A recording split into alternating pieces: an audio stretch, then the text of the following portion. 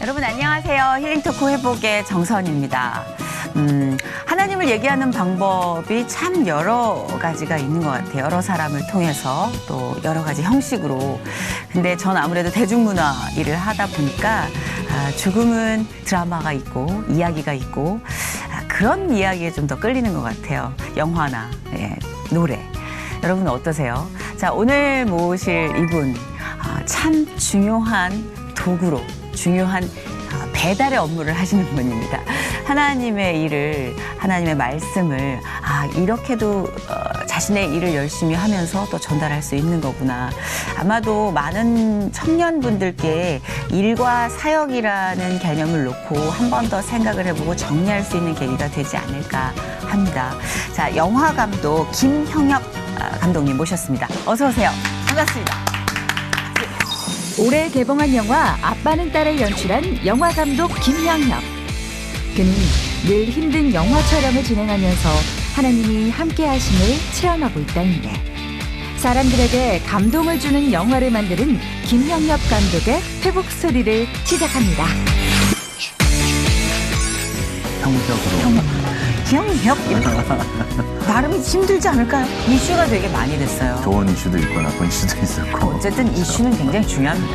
기대가 없는 영화였었거든요. 영화 자체가 자라나고 있다라는 느낌을 공감을 일으키고 뭐라도 좀 이렇게 생각에 약간 변화를 줄 수 있는 영화, 그런 영화가 필요한 시기가 아닌가 하는 생각을 많이 하고 있습니다.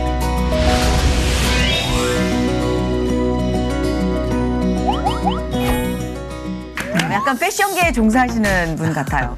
그런 말씀 많이 들으시죠? 되게 스타일리시 하시다고. 가끔 듣습니다. 그죠? 아니 근데 이렇게 핑크 운동화가 잘 어울리는 분이 없거든요. 너무 예뻐요. 아유, 고맙습니다. 네. 평소에 이렇게 좀 옷이나 미장센에 관심이 많으신 거죠? 네네, 관심이 많고요. 네네. 저희 와이프가 또 패션 쪽에 일을 해가지고 역시. 네, 잘 챙겨주는 편입니다. 역시 그러시구나. 네. 자, 우리 김형엽 감독님이 지금 바쁘실 텐데 또 힐링토크 회복에 말씀을 전해주시러 나와주셨어요. 요즘 근황 좀 여쭤봐도 될까요?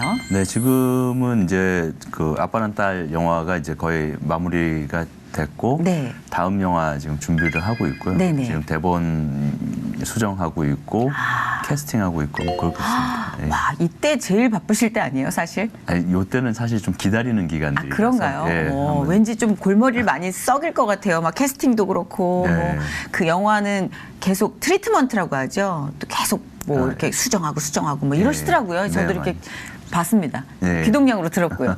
수정을 많이 하는 작업이죠. 네. 네. 아빠는 딸 저는 사실 아직 못 봤는데 전소민 씨하고 네, 정소민. 정소민 씨. 네, 정소민. 그리고 또 남자 배우가 윤재문 씨. 네. 아빠와 딸의 몸이 스위치되는 네, 그런 영화잖아요. 네, 네. 이슈가 되게 많이 됐어요. 네. 그래서 반응도 좋았잖아요. 네, 뭐 네. 좋은 이슈도 있고 나쁜 이슈도 있었고. 어쨌든 그렇죠. 이슈는 굉장히 중요합니다. 그렇죠. 예, 네. 미디어에 종사하는 분께 이슈는 굉장히 필요한 그렇죠. 양식이죠. 맞습니다. 예, 맞습니다. 첫 영화셨어요? 한국에서 첫 영화였어요. 그러시구나. 이게 가족 코미디 영화잖아요. 네. 예, 가족 코미디 영화라서 또 못 보신 분들께는 약간 추천해 드릴 수 있는 시간도 될 것 같은 게 네. 예, 험한 장르가 아니니까. 네네. 예. 자, 어떻게든지 살짝만 그러면은 간을 네. 볼 수 있을까요? 그 원작은 그 아빠와 딸의 7일간이라는 그 일본 소설을 원작으로 하고 있고요. 네네. 드라마로도 한 번 나오기도 했었는데 그 원작은 소설을 원작으로 베이스로 하고 있고 그 소설을 이제 영화로 각색을 해가지고 만든 영화이고요. 네네. 기본적으로는 이제 아빠와 딸이 어느 계기로 인해서 몸이 네네. 바뀌게 되고 재밌는 설정이에요. 네, 서로 이제 서로의 삶을 살아가면서 이해를 넘어서는 어떤 공감 그런 것까지 가는 과정을 그리는 코미디 영화이죠.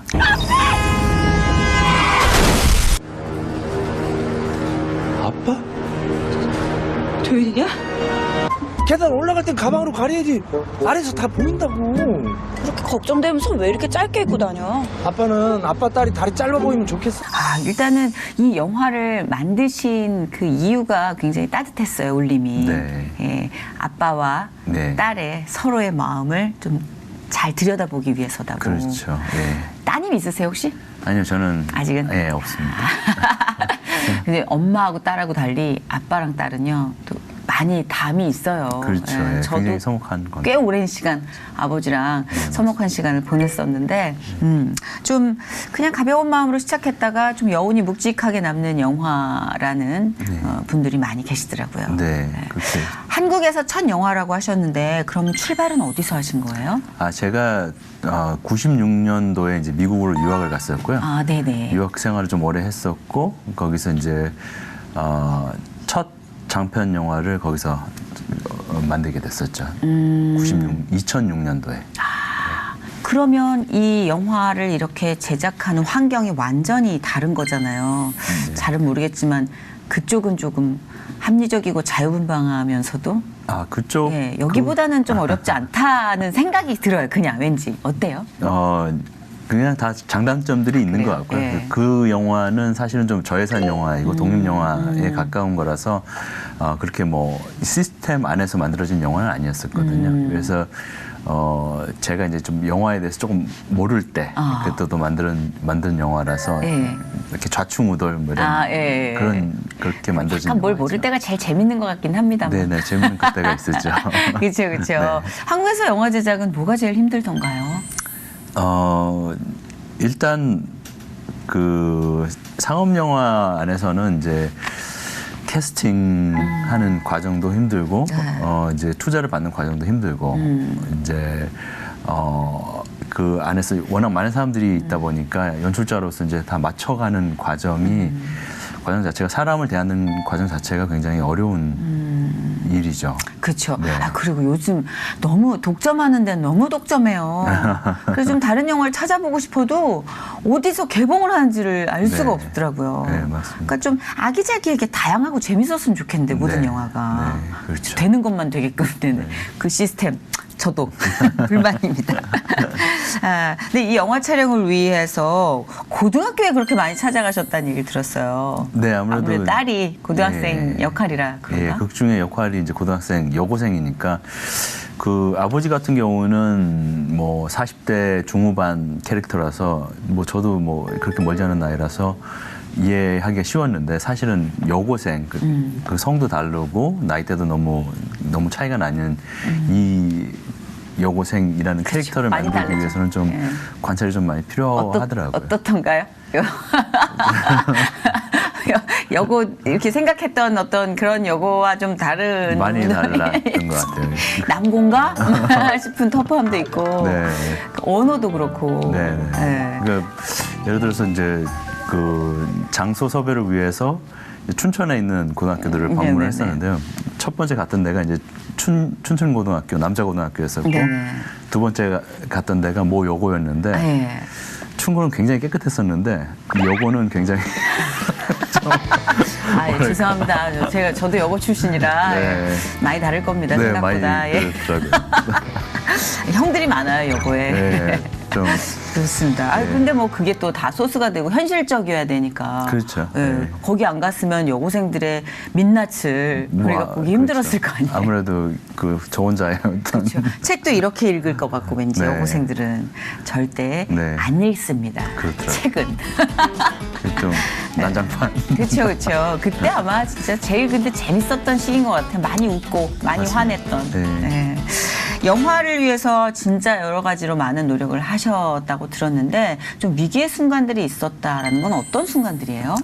이 영화를 하면은 이제 뭐 그게 사이즈가 크든 작든 네. 다 위기의 순간들은 오기 마련인 것 같아요. 네네. 근데 저희 같은 경우는 이제 예산 스케줄이 조금 어긋나는 바람에 이제 촬영하다가 가다가 멈추고 하는 그런 경우가 많이 있어가지고 아무래도 이제 시간이 중간에 뜨다 보면은 서로에 대한 어떤 불신 뭐 이런 것들도 싹트게 되고 그런 것들이 좀 어려웠었고 이제 촬영 마치고 나서 영화 후반 한 15분 정도는 거의 보충 촬영으로 만든 거였는데 그래요? 예, 그러니까 아무래도 예산을 다 쓰고 난 맞아요. 다음이니까 네. 뭐 제작자나 뭐 저나 이제 아주 미니멈하게 네. 이제 진행을 해서 겨우겨우 이제 만들어냈었죠. 그러니까 이 영화를 만든다는 게 머릿속에 있는 그림을 이렇게 시연하는 것 플러스 네. 경영이잖아요. 네, 숫자, 네, 맞습니다. 계산. 네. 뭘 먹는지 되게 신경 쓰이고. 그러면 진짜 그거 되게 신경 쓰이면서도 왜 내색할 수 없는 참 묘한 파트인 네. 것 같아요. 네, 저는 뭐 현장 진행을 하는 입장이지만 이제 네. 제작자 같은 경우는 실질적으로 그러니까. 이제 그 끌어와야 되는 입장이니까 그렇죠. 좀 그런 푸시를 또 살짝 받으시기도 하고 현장에서. 네, 네. 예. 그렇죠. 근데 이 모든 과정을 이제 하나님이 함께 하셨다라는 또 간증을 해주셨어요. 네. 아 그러면은 감독님은 신앙이 원래 어렸을 때부터 형성되어 있었던 신앙인가요? 아니면 예, 저는 뭐 태어날 때부터 모태신앙이시구나. 예, 모태신앙. 예. 아 그래서 이렇게 외국에 나가신 것도 뭐 그런 이유. 아니 꼭 그런 이유는 아니었어요. 예, 알겠습니다. 그건 이유는 아니었고. 예. 아, 그 코스가 또 있길래. 네, 예. 네, 그런 이유는 아니었어요. 그러면 이제 영화 제작을 앞두고도 기도를 많이 하셨겠네요. 네. 예. 어렸을 때는 꿈이 뭐? 어렸을 때 꿈은 영화는 아니었던 것 같고요. 아주 어렸을 때는 그냥 아무래도 뭐 그림 그리고 뭐 그러는 걸 좋아했었기 때문에 미적인 네. 또 관심이 있으셨군요. 네, 그쪽으로 관심이 많이 있어서 대학은 이제 그 조속과로 갔었고요. 네네. 학교를 다니다가 이제 유학을 가면서 영화로 바꾼 케이스죠. 약간 모태신앙 분들의 이 하나님을 만난 시기가 조금씩 다 차이가 있잖아요. 네. 모든 사람이 그렇겠지만 네. 근데 처음부터 뜨거우셨어요? 아니면 어떤 일정한 계기가 있으신 건가요? 저는 그러니까 보통 다른 분들하고 다르게 그렇게 막 뜨거웠던 적은 없었던 것 같아요. 아니, 워낙 솔직히. 그게 제일 부러워요. 저는 그렇게 많이 뜨거울 필요 없을 정도로 막 신앙적으로 요람이 막 네. 형성돼 있는 거. 네. 예, 그래서 너무 부러워요. 그냥 이렇게 쭉 아, 그럼 어떤 때 좀 인격적으로 눈물이 울컥 나는 만남을 가지셨는지 기억하세요 혹시? 첫 만남? 그러한?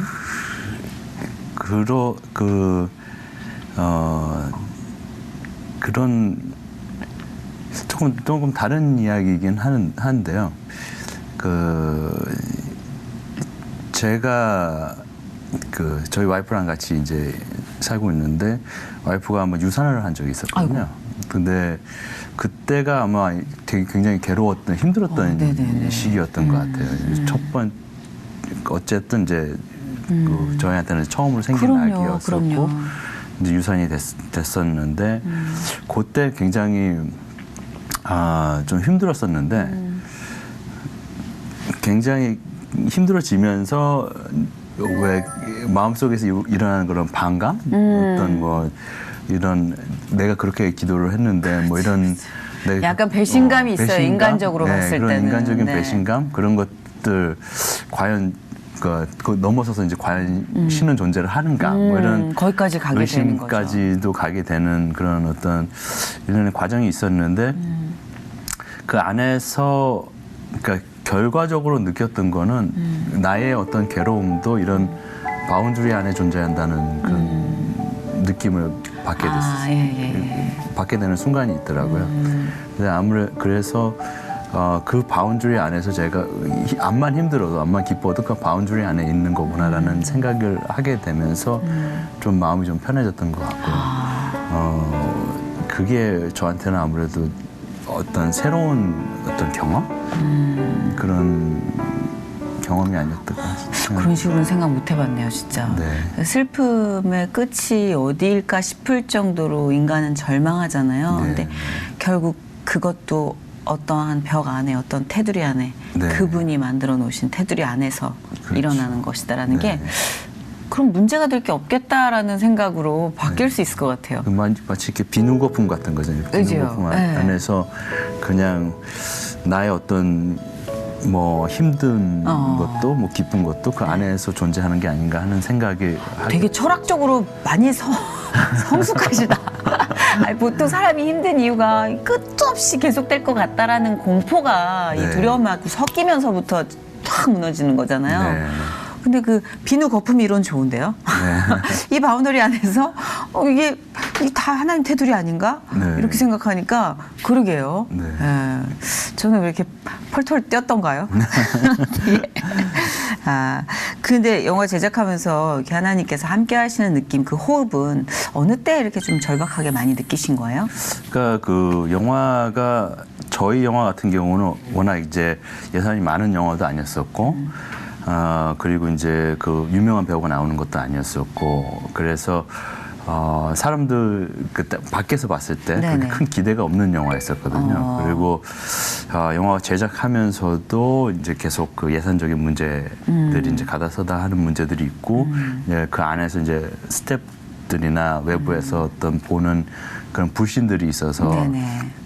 사실 많은 사람들이 이 영화가 끝이 날 거라고 생각을 안 했었거든요. 아, 그냥 하다가 흐지부지 될 네, 거다. 흐지부지 뭐 될 그렇게 것이다. 엎어지는 영화가 꽤 있거든요. 그렇죠. 네. 영화에서는 그런 맞아요. 경우가 많이 있으니까. 그럼요. 근데 그 쭉 진행이 되면서 느꼈던 걸 저도 사실은 약간 그런 의심 아닌 의심?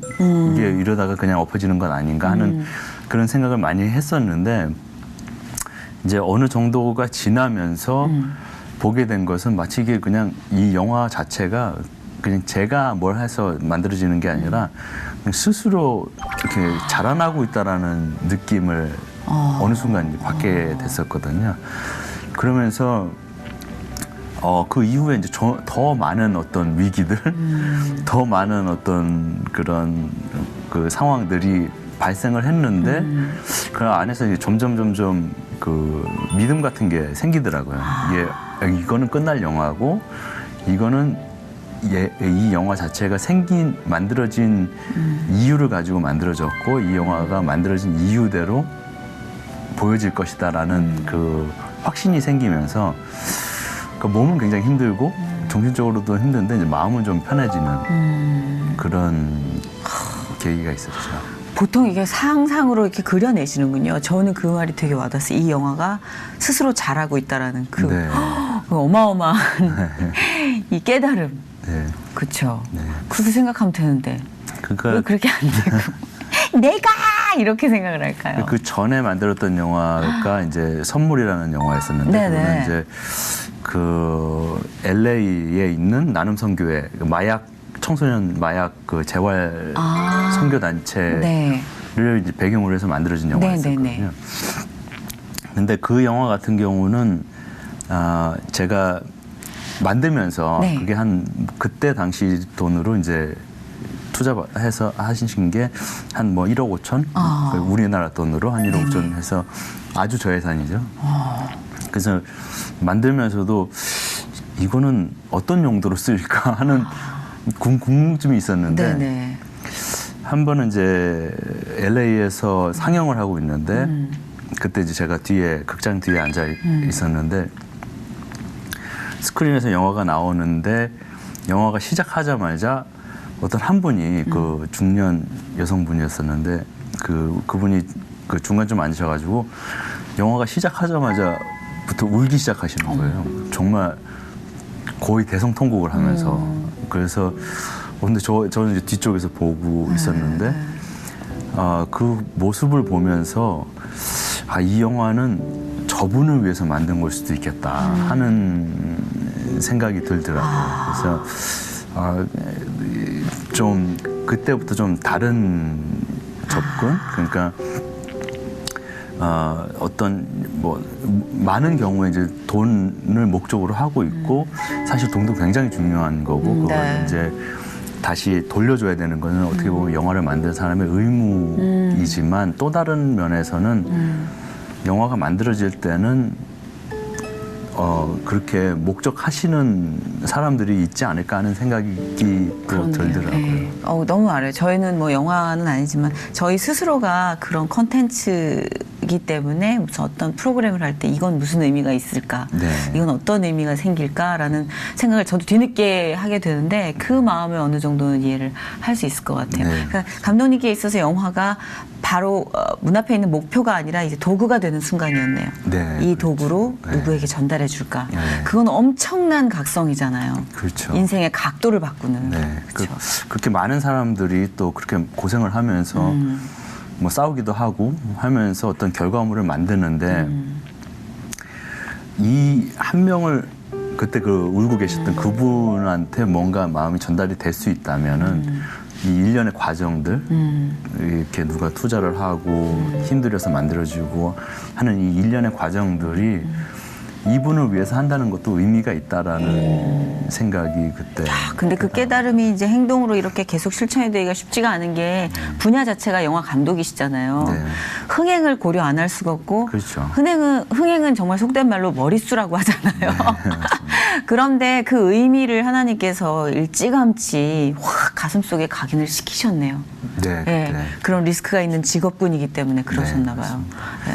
흥행이라는 것 자체가 사실은 뭐 잘 아시겠지만 좀 어떤 천재도 예측을 못하는 거잖아요. 절대 예측 못하는 네, 어떤 컨텐츠가 어떻게 흥행이 될 거라고 맞아요. 계산을 하고 가는 경우 네. 뭐 대부분 그렇게 계산을 하지만 네. 그대로 되는 경우가 거의 드물잖아요. 맞아요. 저희 감독님의 이력이 이렇게 영어로 되게 많아가지고 제가 아까부터 이거 어떻게 소개를 해야 되지 계속 이렇게 헐커들컥 보면서 얘기 들으면서 이거 어떡하지? 막 이랬는데 그래서 소개를 드려야 될 것 같아요. 도와주세요.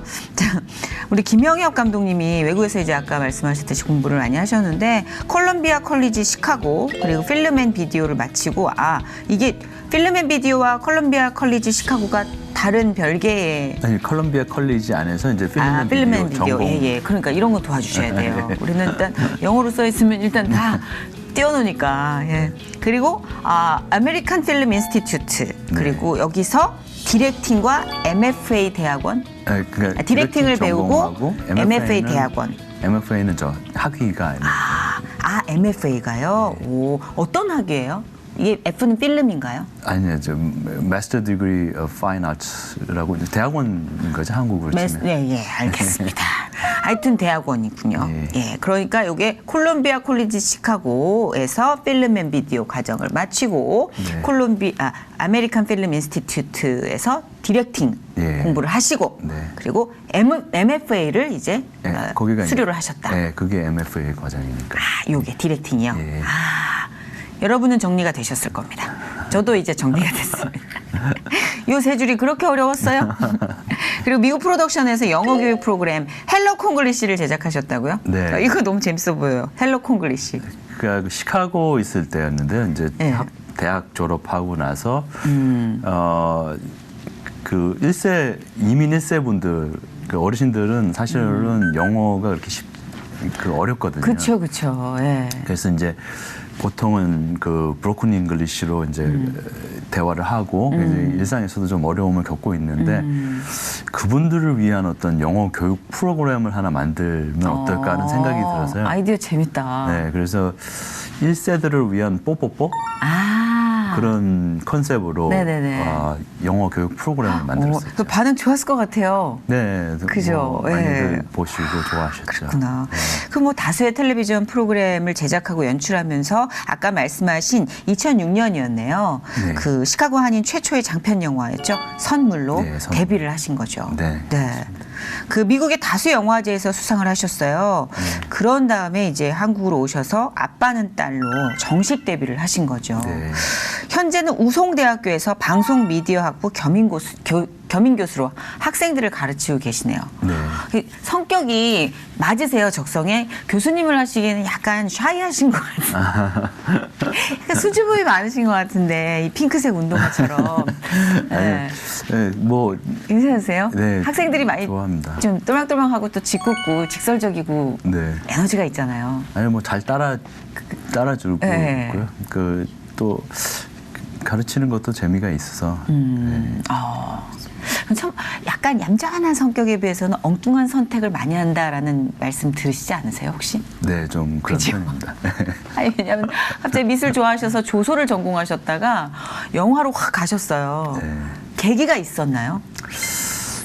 그게 조금 어렵기는 한데요. 그때 96년도에 제가 조소를 하면서 약간 좀 이걸 왜 하고 있지 하는 그런 고민이 있었거든요. 근데 그러다가 본 영화가 이제 타르코프스키의 희생이라는 영화였었는데 희생이라는 영화의 엔딩이 엔딩에서 이제 어떤 꼬마가 죽은 나무에다가 물을 주고 누워가지고 하는 얘기가 있어요. 태초에 말씀이 있으셨다는데 그게 무슨 뜻이죠, 아버지? 그러니까 이 되게 거장 감독인데 그 창조의 의미에 대해서 굉장히 다시 한번 스스로한테 반문을 해보는 그런 영화. 끝까지 자기도 이 질문 때문에 영화를 계속 만들었던 그런 것 같은 메시지. 그런 걸 받아서요. 왜 창조 이 크리에이티브한 일을 하는가는 사실 답은 없는 거고 그 질문의 무게를 실어주는 것이 사실은 더 현명한 선택이 아닐까 하는 생각을 하게 됐었고요. 그러면서 이제 전공을 바꿔서 미국으로 유학을 가게 됐었죠. 진짜 심오하네요. 질문의 무게를 실는다라는 그 자체가 저는 진짜 제가 지금도 좋아하는 책 중에 하나가 그 파블로 네루다라는 예, 작가의 질문의 책이라는 소장을 거의 몇 년을 하고 있는데 답이 없어요. 몇백 가지 질문으로만 구성이 돼 있는데 제가 진짜 하나님을 정말로 만나고 싶다, 진짜로 만나고 싶다로 결심했던 게 질문이 드는 순간이었거든요. 안 궁금했어요. 그게 그럴 때는 별로 즐겁지 않았어요. 하나님을 만나는 게. 근데 지금 태초에 말씀이 있었다는데 그게 무슨 뜻이죠, 아버지? 이게 막 이렇게 눈물이 나죠. 네, 되게 좋은 영화죠. 이게 확 너무 알 것 같아요. 그거 전기 맞은 느낌이었을 것 같아요. 네. 그러니까 영화 자체는 굉장히 좀 지루하거든요. 그러니까 저 안 볼 거예요. 그냥 그것만 볼 거예요. 그것만 기억할 거예요. 네, 저도 사실 극장에서 이제 졸다 보다 했는데 마지막 그 말씀하신 대로 그 말이 굉장히 저한테도 와닿았어요. 감독이 그 보따리를 풀려고 지루하게 포석을 깔았을 수도 있어요. 왜냐하면 그래야지 확 들어오니까. 인상 깊네요, 진짜. 지금 이제 강의를 하고 계신다고 하는데 사실 가서 이렇게 감독님께서 강의를 하시는 그 말씀에도 사실 뭐 이렇게 좀 묻어 나오기도 하나요? 신앙적인 어떤 베이스가? 그러니까 왜냐하면 왜 이 질문을 드리냐면 영화 감독이시잖아요. 근데 별개로 생각하는 분들이 많잖아요. 신앙과 직업을. 근데 이제 오늘 모신 이유도 영화 감독은 특히나 신앙과는 좀 동떨어져서 생각할 수밖에 없는 게 또 한국 영화가 워낙 러프하잖아요, 지금. 그렇죠. 흐름 자체가. 그래서 괜찮나? 그래도 괜찮나? 신앙생활을 하면서도 이런 직업군에서 아티스트로 활동할 수 있나? 그래서 이런 얘기를 들어보고 싶었어요. 그 좋은 말씀이신데요. 영화는 어쨌든 간에 감독의 생각이 반영될 수밖에 없는 것 같아요. 모든 결정을 다 감독이 하게 돼 있고 어떤 모든 프로세스에 감독이 관여를 하게 돼 있으니까 감독이 어떤 생각을 갖고 있는지는 굉장히 중요한 것 같더라고요. 네네, 그러니까요. 말씀하신 대로 이제 좀 요새 어떤 그 대부분의 영화들이 조금 센 장르들이 좀 사람들한테 관심을 받기도 하고 그렇긴 하는데 불편한 영화가 좀 있죠. 네, 좀 일부러 좀 더 세게 만들기도 하고 하는데 그런 면에서 정말 중요한 거는 그런 중심, 감독의 중심이 되게 중요하다라는 게 많이 느껴지게 되고요. 중심의 그 메시지가 좀 공감을 일으킬 수 있는 영화, 공감을 일으키고 뭐라도 좀 이렇게 생각에 약간 변화를 줄 수 있는 영화. 그러니까 영화가 갖고 있는 힘이 워낙 세다 보니까 그런 영화가 필요한 시기가 아닌가 하는 생각은 많이 하고 있습니다. 그렇죠. 공감이 참 중요한 것 같아요. 같은 말을 해도 가르치려고 그러면 귀가 다치잖아요. 그렇죠. 그렇죠. 그건 건방진 거고. 그러니까. 그런데 그냥 내 마음을 알아주는 것 같아.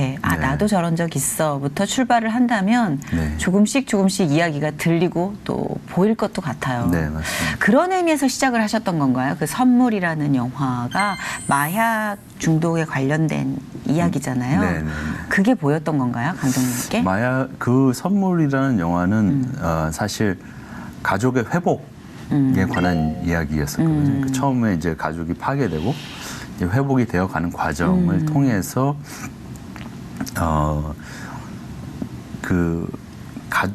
가족 자체가 어떻게 보면 어떤 상황이 있든지 간에 가족 자체가 선물이 될 수 있는 그런 의미의 영화로 시작을 했었고요. 그렇죠. 근데 요즘 많은 가족들이 선물이라고 생각 안 하잖아요. 짐이라고 생각하잖아요. 서로가 그런 서로를. 경우가 많죠. 그런 걸 좀 환기해 볼 수 있는.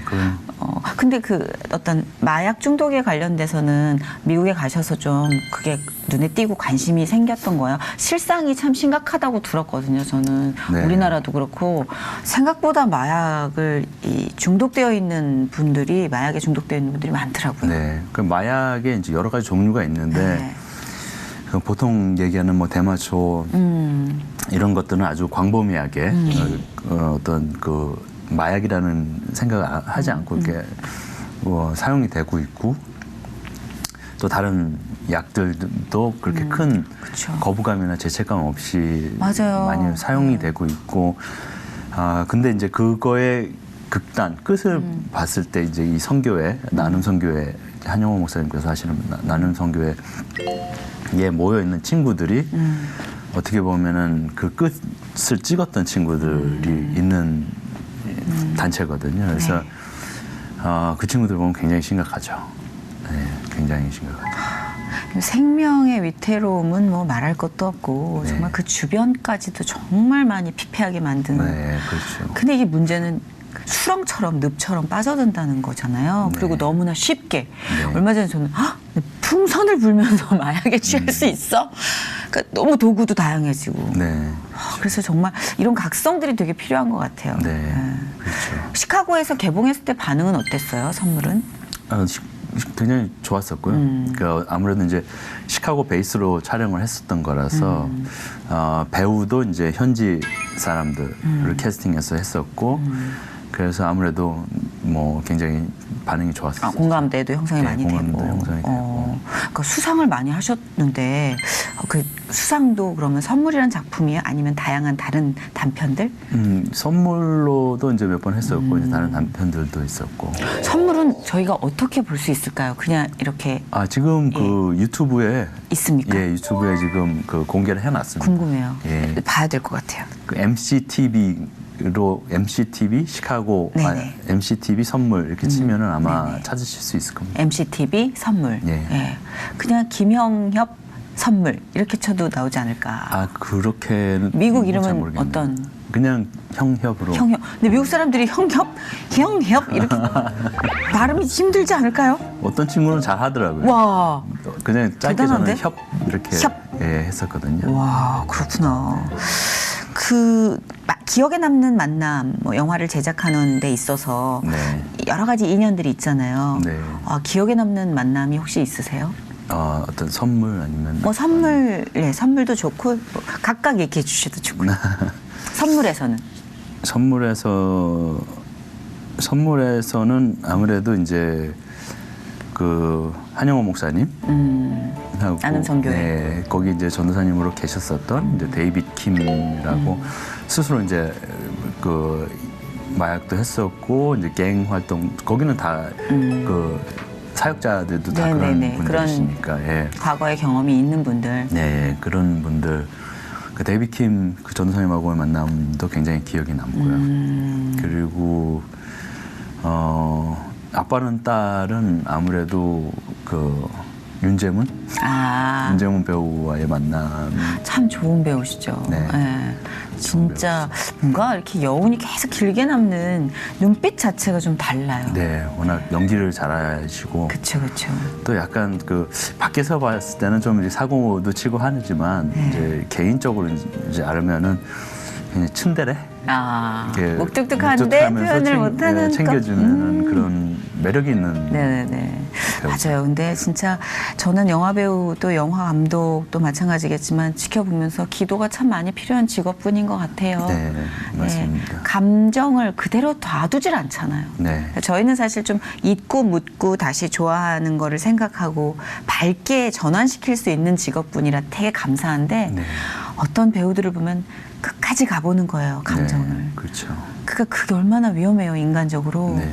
그래서 감독님 같이 이렇게 좀 중심을 가지신 분들이 많이 그런 배우들을 이렇게 끌어들여서 네. 한 영화의 범선에서 네. 하나님께로 싹 다 이렇게 그렇죠. 그런 계기가 있으면 그 좋겠어요. 그러면 네. 어떤 영화를 만들고 싶다라는 생각 혹시 갖고 계세요? 지금 이제 다음 예. 영화가 기대돼요. 굉장히 제가 해보고 싶었던 영화이거든요. 네, 살짝만 얘기를 해주신다면 다음 영화는 그 전재용 선장님에 네. 대한 이야기거든요. 전재용 선장님. 예, 다큐멘터리로도 몇 번 나오고 했었는데. 성함이 귀에 익어요. 예. 네. 그 85년도에 그 베트남 보트피플 96명을 데리고 부산항으로 들어오신 분인데 네네.